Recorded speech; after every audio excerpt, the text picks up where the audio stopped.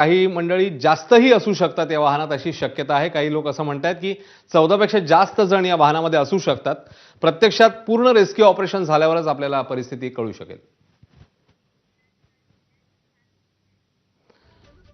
जिल्हाधिकारी एस कार्तिकेयन आता आपल्या सोबत आहेत। कार्तिकेयन जी, घडलेली घटना आपल्या समोर आहे, आपल्याकडे काय डिटेल्स आहेत त्याबद्दल? कार्तिकेयन जी। हां, आमची टीम तिकडे गेलेली आहे। आता रेस्क्यू ऑपरेशन सध्या चालू आहेत।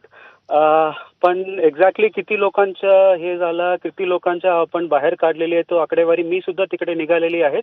पूर्ण माहिती रेस्क्यू झाल्यानंतर मी अधिकृत माहिती आपल्याला थोड्या वेळात कळवतो मी। पण आमची टीम तिकडे गेलेली आहे।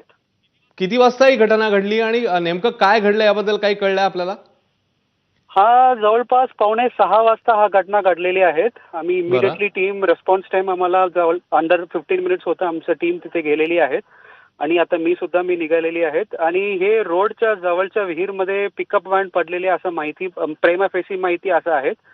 आणि म्हणजे मी इमिडिएटली तिथे गेल्यानंतर विहीर म्हणजे बंद होतं का ओपन होतं, संरक्षण भिंत होतं का ते पूर्णपणे आपल्याला चेक करून मी थोड्या वेळात आपल्याला पूर्णपणे सविस्तर माहिती देतो। कार्तिकेयन जी, किती जण होते या वाहनामध्ये, या व्हेकलमध्ये, याबद्दल काही डिटेल कळलंय?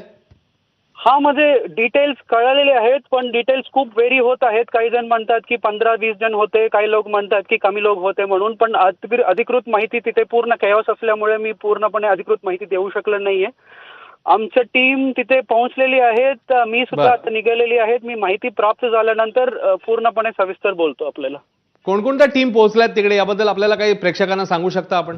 हा, सध्या तरी आमच्या रेव्हेन्यू टीम तिकडे पोहोचलेली आहेत आणि तिथे ते ग्रामसेवक तलाठी तर तिथे पोहोचलेली आहेत। या व्यतिरिक्त आम्ही रेस्क्यू टीम सुद्धा तिकडे पाठवलेली आहेत। बर, आता साधारण 6:30 वाजले आहेत। आता थोड्या वेळात काळोख पडेल, तर त्याआधी रेस्क्यू ऑपरेशन पूर्ण होईल आपलं, याबद्दल आपण काही माहिती देऊ शकता? येस, वॉर फुटिंग मध्ये रेस्क्यू ऑपरेशन चालू आहेत। अंधारे पडण्याच्या अगोदर आम्ही पूर्णपणे रेस्क्यू ऑपरेशन करायला पूर्णपणे प्रयत्न करूया। आणि हे जे लोक आतमध्ये अडकलेले आहेत किंवा आतमध्ये त्यांची गाडी गेली, ते एकाच गावामधले आहेत असं आता कळतंय? आपल्याकडे काय डिटेल्स आहेत? वेगळ्या गावाच्या आहेत। म्हणजे आपण आता काही चर्चा याच्याबद्दल करू शकत नाहीये, कारण तिथे कायोस सिच्युएशन आहे। मी सुद्धा अजून पोहोचलेले नाहीये, मी सुद्धा वाटेत आहेत। 15-20 मिनिटला मी पोहोचणार आहे। पोहोचून मी पूर्ण माहिती सविस्तर आपल्याला मी देतो।